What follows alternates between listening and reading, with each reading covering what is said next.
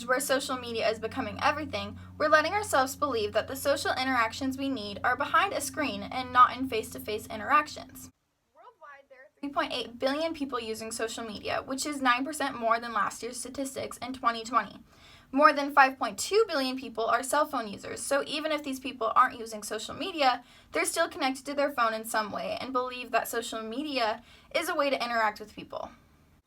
I am part of these statistics as I am a social media user and a user of a cell phone, and I'd like to take the bet that you are too. So many people are using social media and it's becoming such a big part of our world today. But what if I told you that social networks and online interactions are only giving us a false sense of connectedness to others, and what we truly need is face-to-face interactions and a balance between real life and life in social media?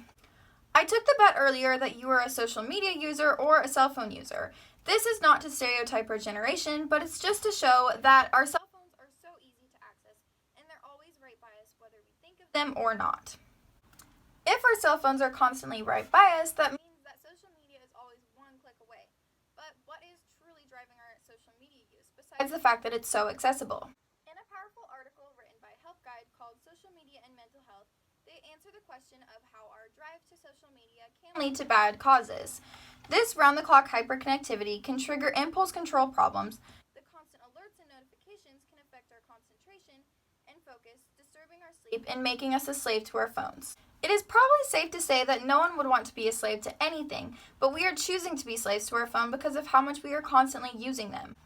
It is interesting that we have such a strong connection to social media when social media also has such a strong connection to increased risks of depression, anxiety, and loneliness. In another informative article called Social Media, Big Data, and Mental Health, Current Advances and Ethical Implications, Mike Conaway shares that mental health is the fifth greatest contributor to the global burden of disease. Social media triggers a lot of these feelings that can lead to increased problems in mental health. Social media gives us an inadequate representation of what life is like, making us believe that life is all good things because that's all people post. Think about it. We only post the good parts on our social media to make our life seem perfect, but in reality, everyone has problems. But it's hard to believe that when we're seeing such false representations online. Social media is also so attention-grabbing that it can keep us on our phone for long periods of time, which can lead to the feeling of isolation and loneliness. Social media is also an outlet for cyberbullying. Cyberbullying is becoming more and more prevalent in our culture, and 10% of students have said that they have experienced cyberbullying, but I would choose to believe that even more students are experiencing this bad feeling because some may choose not to disclose this information to others, as it may be private. All in all, social media can create a lot of bad behaviors and feelings in users, but we still decide to look past these feelings and continue to use social media, but overusage can lead to addictions, and we see this in our world today. It is hard to believe that something as small as our cell phones can lead to such a strong addiction, but Jenna Hilliard shows how we truly are seeing people who are becoming addicted to their cell phones and social media. In her article, Social Media Addiction, Jenna Hilliard shares that self-disclosure on social networking sites light up the same part of the brain that also ignites when taking drugs.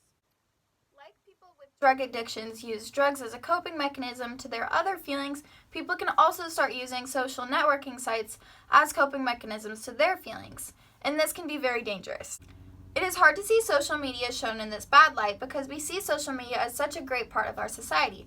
And yes, it does have a lot of benefits, but we choose to use social media and look at the good and outweigh the bad. But the bad is still present, and it's something that needs to be acknowledged. In the article, Social Media, the Good, the Bad, and the Ugly, Yogesh K. Dewadi, the author, shares that the radical transformation of communication that has been enabled by social media presents a fascinating environment for people of all backgrounds. This is why social media is so loved in our culture because it's so accessible, and yes, there are many benefits. If we continue to use social media, which I believe us as a culture will continue to do so, because technology is growing so much and I don't see technology declining, it is important that we do not believe the lies on social media and we don't resort to it to compare ourselves to others and form such bad feelings about ourselves.